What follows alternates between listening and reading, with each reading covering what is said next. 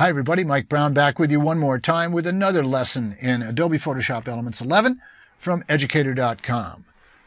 I've now taught you most of the tools, techniques, and features that you need to do most anything you want to images or graphics.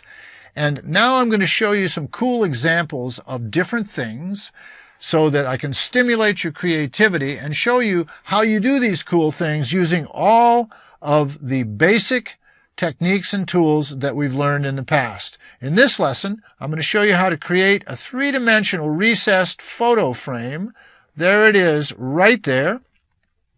You see we have an image, and I'll zoom it up, and you see that the image is recessed below the matting board around it, and the mat board is a textured mat board with a little bit of color on it, and it's also framed, as you can see, in a three-dimensional beveled frame, and it's a signed image. Looks really cool. Very simple to make. There's one or two tricky uses of selections here to get this recessed effect. There's no button for this, and I'm going to show you how to do that. So let's go ahead and get started.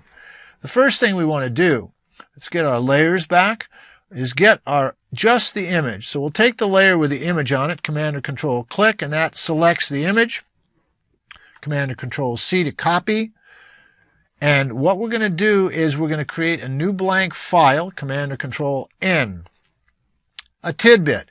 When you copy an item into the clipboard, and then immediately you go Command or Control N to do a new blank file, it will assume the dimensions and resolution of the object in the clipboard. When you do it from scratch with nothing in the clipboard, you'll get a small file that you can make anything you want size-wise. We could here too, but what we want to do is make it to fit the image, and it automatically did that. So if I click OK, there is the same size as the image, Command or Control V to paste, and it's exactly the right size. I'm going to consolidate this to tabs, and there's our image. So the first thing we want to do is we want to create, let's go to find the final, we want to create the mat board and the shadow recess. So what we're going to do is we're going to take our background layer and duplicate it twice. And now I want to make sure we have the mat board, so we have to increase the canvas size to get that mat board. There's two ways to do that. You can do it the traditional way, which is image resize canvas size, which I prefer because it's more precise. There's also another way, and I'll show it to you. Take your crop tool, and instead of cropping in to make an item smaller, we'll crop out, which will increase the background. So all we're going to do, take the crop tool, no restrictions, click and drag.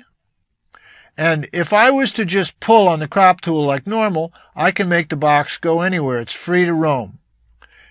However, if I hold the Shift key down, it will go either in or out, maintaining the proportions of the image. But you notice it starts from the opposite corner. It moves where you pull it. We want it to go out uniformly.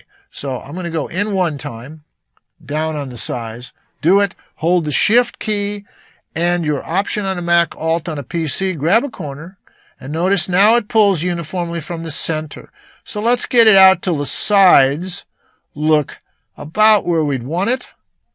That's about fine right there. Now, we're going to click inside of that crop box and move it down until the sides and the top are approximately the same. There we go. And a little excess on the bottom. This is the normal way from an artistic, dynamic point of view that you frame an image. You don't frame it with the same distance all the way around the mat. It becomes very static. You move it up to have just a little dimension. We'll click OK. And it comes in with the background color, but that's all right. We'll default with D, and we'll flip them, and Option or Alt delete. There we have the mat board. Now that was one way to do it. I'll show you the other way, which is the way I usually use. We'll go to Image Resize Canvas Size. And what I'm going to do, normally you could type in the width and height you want. I just want to increase this. Maybe, let me look at the actual image size of the image. You want to go maybe 10% of the image So it's going to be about 1.5 inches, top and bottom, right and left side. Notice it's 15 inches, so I'm guessing around 1.5 inches. Image, resize canvas size. By clicking the relative box, all you do is type in 1.5 inches on each side is a total of 3 inches. So we type in 3 at the width, 3 at the height, and it will split that equally. And there we have 1.5 inches all the way around our image. We need a little more on the bottom. Image, resize canvas size. Once more, constrain it by clicking up so it'll only go down, and take the relative away. Well, I could do the relative. Nope. We want to just add it to the height.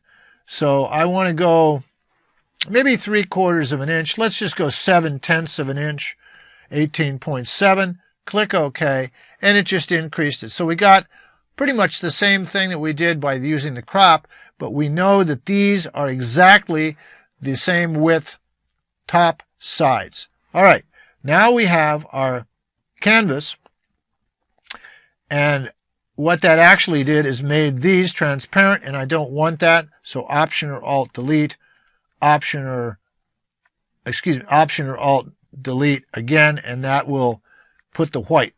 We have all white copies of our background. We're going to move these two to the very top. The objective here right now is we've got our matte board.